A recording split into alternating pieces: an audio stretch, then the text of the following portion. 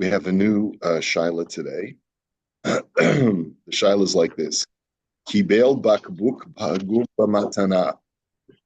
Okay, a person receives a faulty bottle as a gift.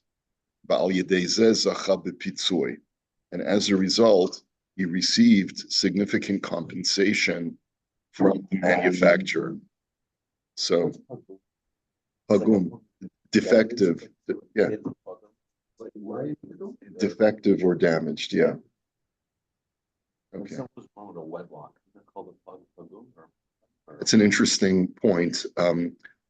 There's a concept called zera pagum, which we don't really talk about a lot. And there's a good reason why we don't talk about it. Rav Moshe was asked about this, zera pagum.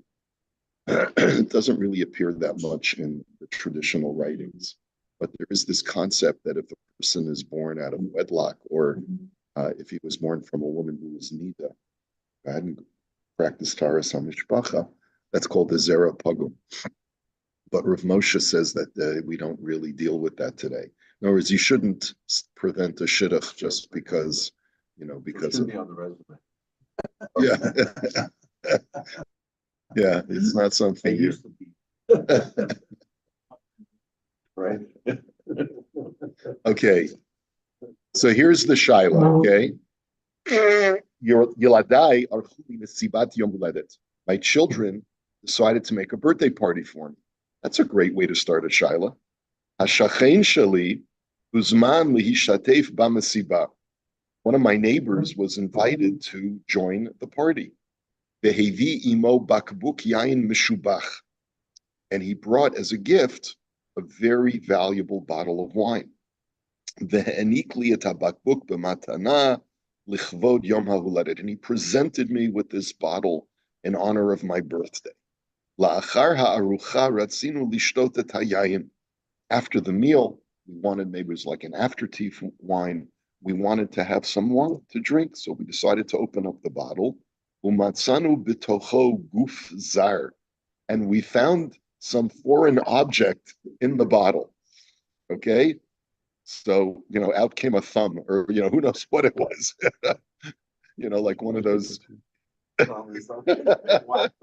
at the, those stories at the cannery where you open a can of beans and there's a thumb inside, right? But anyway, so we found a foreign object. Okay, paninu le'anshe hayekev vehem natnu lanu pitzoy shel esrim v'shesh bakbukei yain chodoshim. So we went to the wine manufacturer of this particular vineyard, and we showed him what we found in the bottle. They were mortified, and they wanted to preserve their good name. So they gave us a case of 26 bottles. Yeah, which is like what, two cases plus. They gave us 26 bottles of wine just to make things right with us. Now, lemi magia hapitzoi, li o hashachem. So who gets to keep all that wine? Is it the birthday boy, really, who's the owner of the wine? Or is it the guy who gave me the gift of the wine? Like, who do I have to give him the bottles? So that's the shaila. Okay. Pashut. So the tshuva is Pashut shezeh shekibel et kol bakbukei hayayin bepitzui kibel zot la'achar shehishtadel bedavar ad asher hiskimu baalei hayekev lefatzoto. So the first thing is that it would seem obvious that this guy who got all of the 26 bottles as, appeasement, did so because he complained to the winery, and he said, like, what you guys charge such exorbitant prices for your wine? Why did I find this foreign body in my wine? So they probably felt that they had to appease him.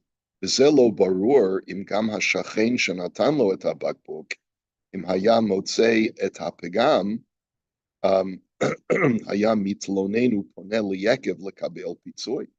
It's not so clear if the neighbor who gave the birthday boy the bottle if he would have raised such a fuss and gone back, had he discovered the foreign object, if he would have been as effective of a pitchman to get 26 bottles. ונמצא שכל הרווח הזה בא בגלל השתדלותו של המקבל. It therefore seems that all of these bottles were gained by the person who presented it for return. In other words, the birthday boy who received the bottle, he said he's the one who made all of these efforts to make things right with the vineyard. וגם אם השכן טוען שהוא היה טורח ופונה ליקב לקבל פיצוי, and let's say that you would argue that if the neighbor wants to argue that he also would have done the same thing and taken the bottle with the foreign object to the vineyard and would have made the same arguments, מכל מקום, כיוון שהוא לא ידע שיש כאן פגם שאפשר להרוויח ממנו כסף, הוא לא זכה בזה. But since at the time when he owned the bottle, he didn't know that there was anything wrong with it and that he could make a profit from this bottle of wine. In other words, essentially what Rav Shirag is doing is that he's looking at it as a business endeavor where you get a big return on your investment. I invested, let's say, 100 shekels for this bottle of wine, 200 shekels, I don't know. What would a good bottle of wine? Maybe $50. So, all right, let's say 200 shekels for this bottle of wine. And now I'm getting back 26 times that of my investment. So you can't say that the guy who gave the gift should have the zuchus to get anything because he didn't know that he could make that kind of profit. We have to assume that he was embarrassed, yeah. But basically what he's poskening is that the recipient of the gift is the one who's really the owner of the bottle and is now basically you look at this one singular defective bottle as a commodity that is saleable if you are enterprising. And so once I receive it as a gift, it's mine to handle with it and make 26 bottles back. And he says, now I can bring proof to you from something that appears in the Hagos Ashri, which is a commentary on the Rush. Ve'echad shekana behagoy bedil kidei lihishtamesh bo betoras bedil.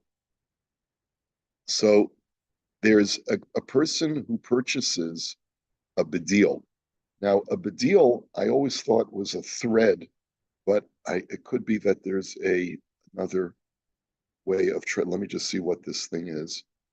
A tin. He purchases tin from a non-Jew in order to use it for what people use tin for, maybe to do some roofing with it. It's not clear.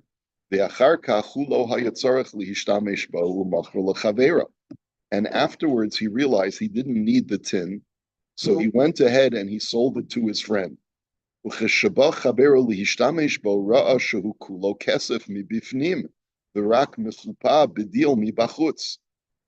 the friend bought it, he realized that this is not tin. This is silver plated with tin. For some strange reason, it was a piece of silver that someone had plated over with tin, maybe because he wanted to, let's say, camouflage it for safety, so that people would think that it's not valuable and they wouldn't steal it. And then, lo and behold, somehow it got passed from hand to hand, and then people thought it was actually tin. So I get this tin. I realize I don't need it. My roof is fine. So I go ahead and I sell it to my friend.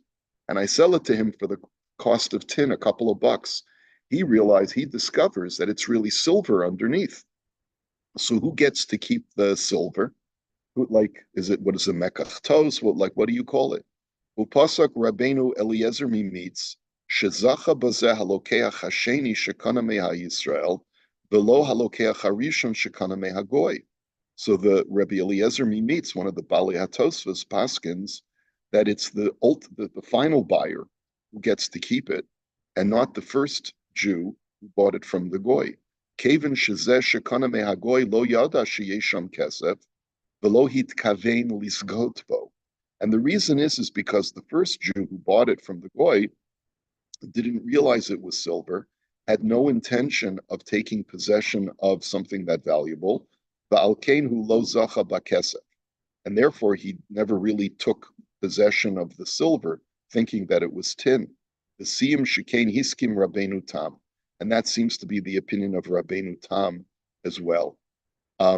We'll skip the footnote for just a moment, and he says, "V'lochein gam b'mikre shalanu, shahashachein lo yada sheyesh chayfetz pagum babakbuk."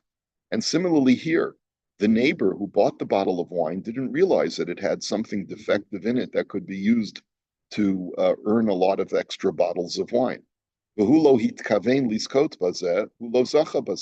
Since that was never his intention when he took possession of the bottle of wine, he only bought it thinking it was a regular bottle that he would give as a gift to someone. Therefore, he never really took possession of the added value that is within that bottle. And therefore, the birthday boy gets to keep. That's his birthday present.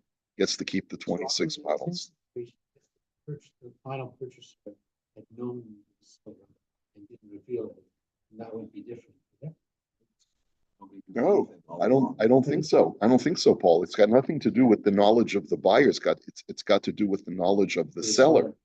Yeah, I believe so. It could be that there's a moral obligation that if I know that you're selling something, right, you're not allowed to exploit someone's ignorance if you know that something is much more valuable than it is. Like if you know those antique, the roadshow, antique show, whatever, it's, you go to a garage sale and you know that something is very valuable, you have not only a moral, but a halachic obligation to reveal to them, because there's an issue of ona'ah there, of underpaying for something that has greater value.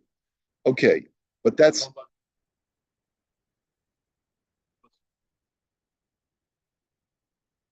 To the original source and tell them that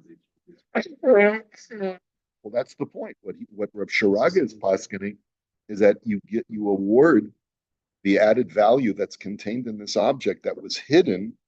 It goes to the final owner. You don't go back. Yeah. So the Makor Baruch, the annotator says as follows. He says, "V'nira lahosif to kol shekein b'didon didan shachachein lo zacha." I'd like to add an additional reason why the neighbor who gave the bottle to the birthday boy never took real possession of the added value. The Harei Hatam afilu shahaya kesef mamash b'chefet shakana lo zacha b'kesef kevin shelo hitkaven lizkot bo.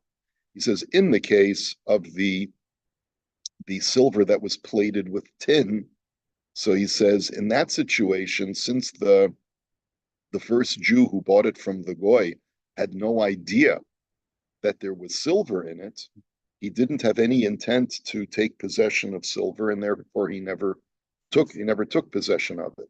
V'imkein kol shekein b'nidon didan she'ein habakbuk shaveh harbe mitzad atzmo ela sheyachol lihishtamesh bo kedei lekabel pitzui mehayekev devade lo zacha b'chi hagav.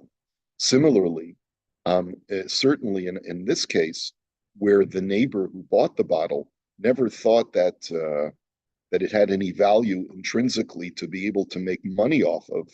So therefore, certainly, it's only because, in other words, with silver has intrinsic value.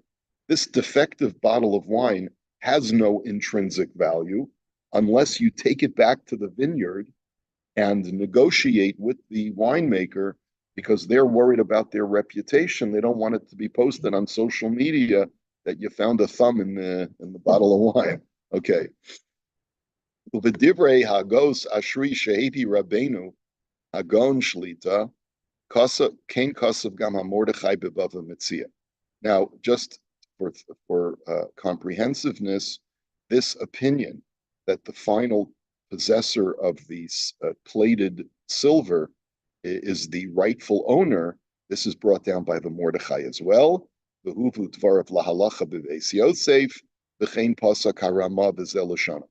the Rama ultimately brings it in the Shulchan Aruch,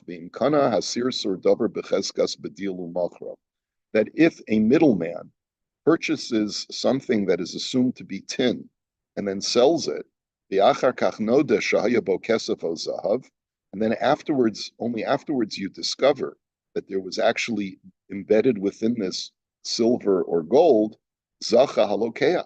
The buyer is the one who profits from it, not the middleman. The middleman can't come afterwards and say, "Hey, I didn't realize what I was selling, and therefore I want to nullify the sale." And the reason is that the middleman never even knew what was inside of it. Now, the question, however, is what about the original seller? Let's say the original seller,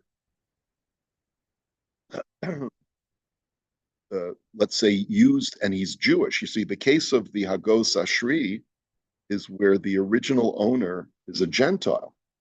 And there seems to be deliberate reason why he's identified as a Gentile, because with a Gentile who sells something mistakenly, I don't have the same level of obligation to return it back to him. Okay? There may be a moral or ethical obligation. There may be a Kiddush Hashem to be made. If he discovers his error and he comes back to me and says, that thing that I sold you, I didn't realize how valuable it was. I made a terrible mistake. Please let me buy it back from you. Right? So there may be a mekach tos that you could make an argument with a goy. But in the case where it's sold through a middleman, so that's the only time where we say, well, since the original owner was a goy, went through a Jewish middleman, now it gets to a final owner. The final owner is the one who has the right to keep it. But amnam yesh la'ayin dihine hanasiva shom kasav the dafka b'chi ha'gavna shein derech lihivada klal mehadover hamustar. He says, but we have to look at this a little bit more carefully. The Nesivus, in his commentary to the Shulchan Aruch, writes that only in a situation like that, where there's no possible way to discover the hidden item that is plated over by tin, and therefore it's as if it was totally lost from him. When we call Adam, and from every other human being, Dahavi Hefker Vizacha Bo Hamotza. When something is truly hidden from every human eye, then it becomes like a lost item that is Hefker, because no one has the ability to retrieve it, and therefore whoever finds it gets to keep it. Ulam ba'ofen shehu matza kesef shekorech b'matlis, v'lo yada mahu, v'chayotze bazeh b'davar shedarko lihivada, zacha harishon ad kan devarav. But let's say it wasn't that it was silver plated over with tin on all sides.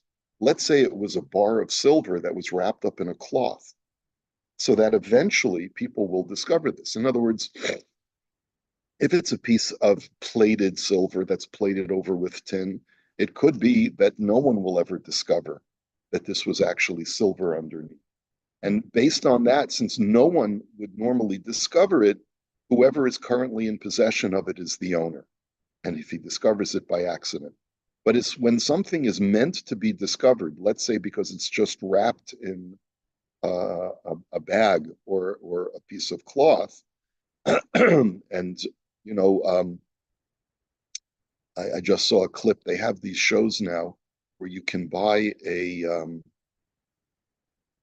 what is it called? A storage shed. You bid on what's inside. Storage Wars. It looks like a lot of fun. It's like you're someone else's garbage. You're going through someone else's garbage and you're trying to find buried treasure. So yeah, they do find. So sometimes it's a dud, right? And sometimes you find amazing stuff. So let's say I am just the middleman to transfer people's junk.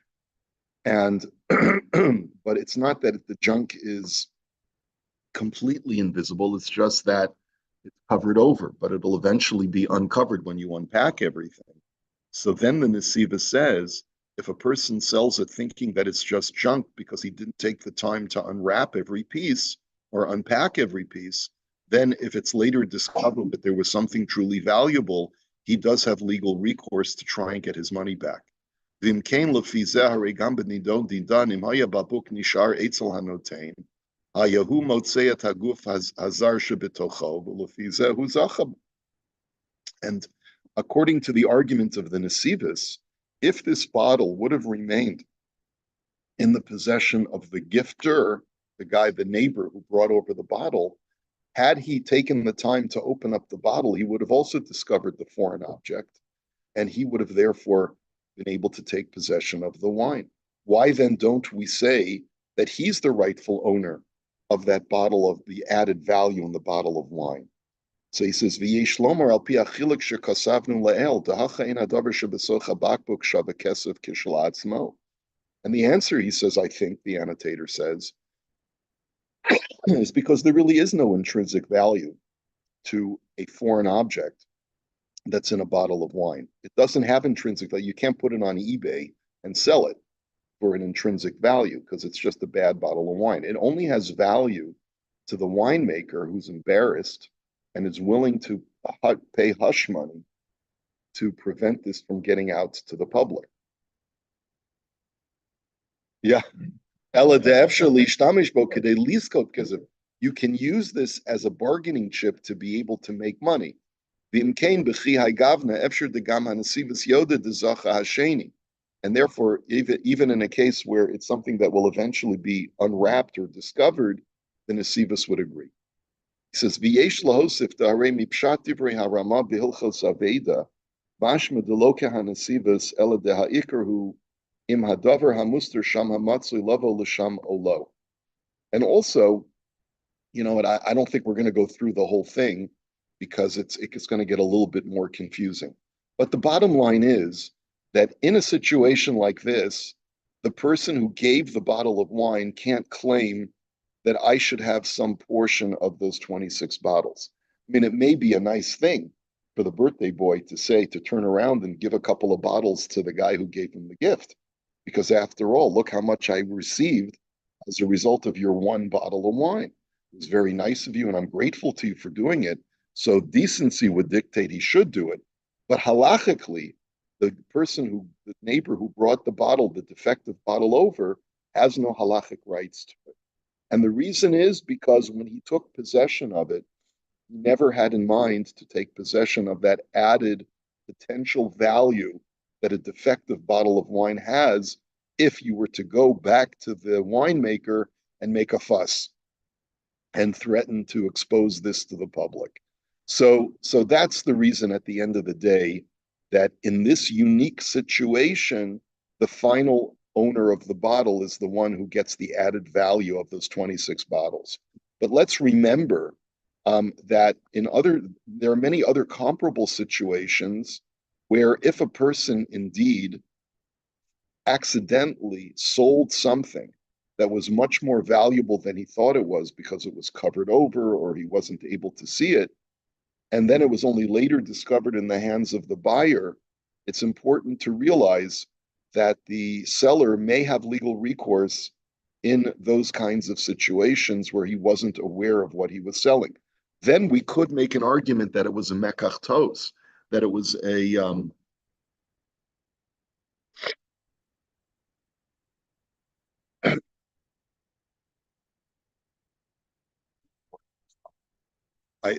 okay, but here, so let me give you a scenario. Let's say it's not something I bought. Let's say my grandmother left me a brooch, a piece of jewelry, and it looks like a trinket. It looks like, just like eh, it's all oxidized. It looks chalushes. I don't want it. So I bring it over to someone and I say, I post it on eBay. And somebody realizes that it was, what's a famous old piece of jewelry? I don't know, but made by this really famous manufacturer, and it has real rubies in it, but they're so crusted over with guck that he can't realize it. That's a mekach tos, because the guy, the original seller, didn't realize what he was selling. There may be legal recourse there, right? And that's not a situation where he paid for it. So he got a family heirloom. He thought it was worth a couple of bucks. He didn't realize what its true value was. Now, in American law or Canadian law, perhaps we would say caveat emptor, and we would say, or in this case, seller beware, and you don't have legal recourse because you should have done your due diligence before you sold it. But it could be in halacha that there is a mekach. Had I known its true value that was temporarily concealed or was unbeknownst to me, I never would have sold it. What So, do you so, so if you buy it from a pawn shop, hold on, Izzy, just 1 second. sorry, yeah, okay.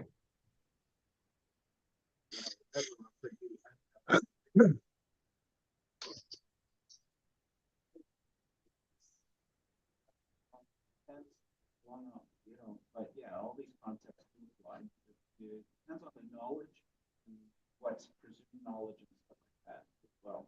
So, Presumed knowledge. yeah, sometimes people, someone's looking at this and says, I know that this is what this is, and I'm going to make you a really low offer, then you're taking advantage of someone's ignorance, and in that case, the court could give you some relief, to the seller. Uh-huh. Yeah, so it does. In a pawn shop, you go to a pawn shop, you buy something for $100, it really is worth $500,000. Who's the owner of the store can come back to you as a Memphis does, he can come back to you. Well, right. What we are seeing is that if I'm just a guy who really is just buying and selling stuff, it's harder for that guy in the middle, who's the buyer and seller, to go after the final buyer afterwards. But there are times when when I'm not the middleman, it's not my business that I'm buying and selling, that maybe I couldn't say ekachtos.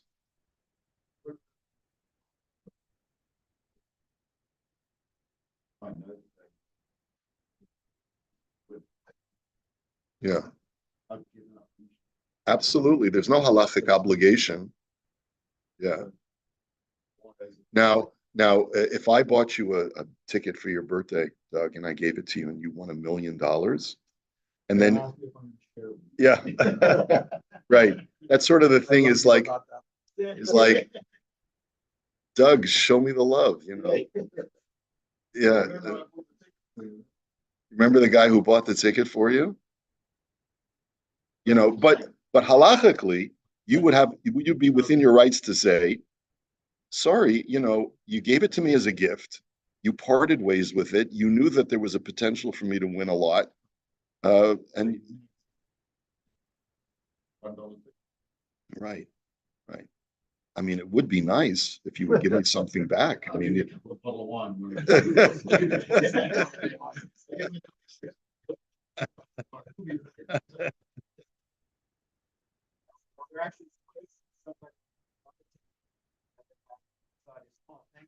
Says, if I win, I'll take care of you. I'll take care of you. Yeah. And they sued him to take care of him. Okay.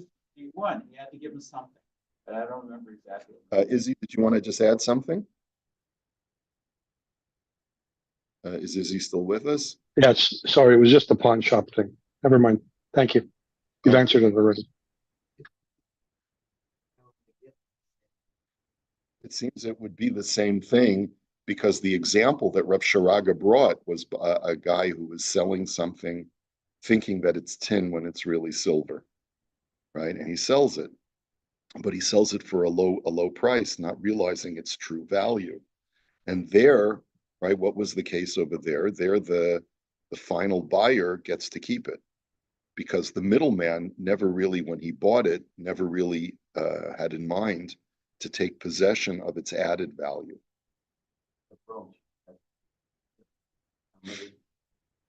So that's the point, is that it's not so simple in my mind that here the case is specifically with a middleman, where I bought to give. I only bought it temporarily in order to be able to either give it as a gift or to make a small amount of money off of. So therefore, because I had viewed it as a lower value commodity, that's the only part of this item that I took possession of for myself. And therefore, I'm not entitled to the higher value that turns out that it's worth afterwards. But what if I took full possession of something, not really knowing its true value at all, and I had it in my possession for an extended period of time. There, it's not so clear that because I didn't view it as a commodity, but rather as a possession, it's not so clear that if later I decide to part ways with it, that I can't claim that I didn't realize how much it was worth afterwards. Yeah. View of an old painting, and Yeah. it's like a kid's painting, and it really still turns out to be like a famous paint they used to paint over. And it's happened a few times. Yeah. They have like X-rays and they check, and it's $1 million painting, and you put in your kids' room. That's right. That's right. Okay, we'll hold it for today. Have a great day, everybody. Thank you, Rabbi. Okay.